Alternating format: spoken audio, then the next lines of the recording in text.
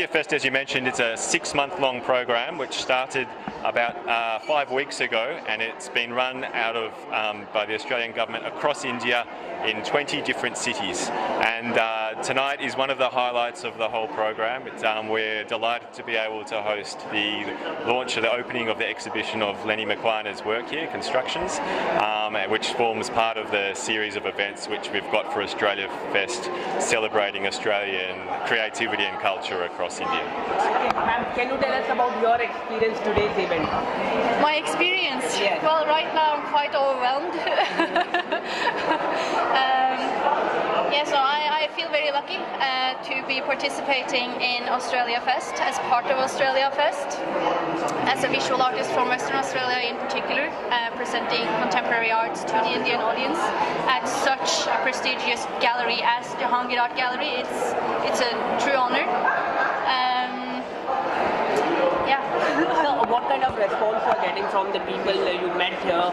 What kind of response you are getting here? Extremely positive, extremely positive. We're thrilled with the gallery tonight and the show they've put on. We've had very good numbers through, and I think that the audience here really responds to the themes that Lene's exploring here about culture and identity and mixed nationality, and how that all bleeds together into a search for beauty. And I think that the works that she's got on here speak that universal message that, you know, would resonate in lots of different crowds. So can you tell us about regarding your projects that you're doing all over the India?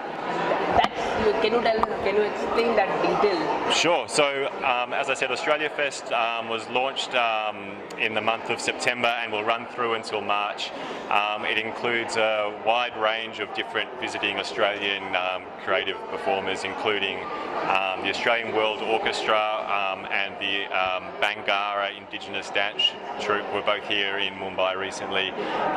We've got many Australian films at the International Kids Film Festival, which is being launched tomorrow. Several Australian authors are attending the Tata Lit Live Festival later this week. Looking ahead, we have a few shows at the NCPA. So as you can see, I think there's over 70 events over the next few months, so too many to name now. So what kind of response you are getting from the Indian government?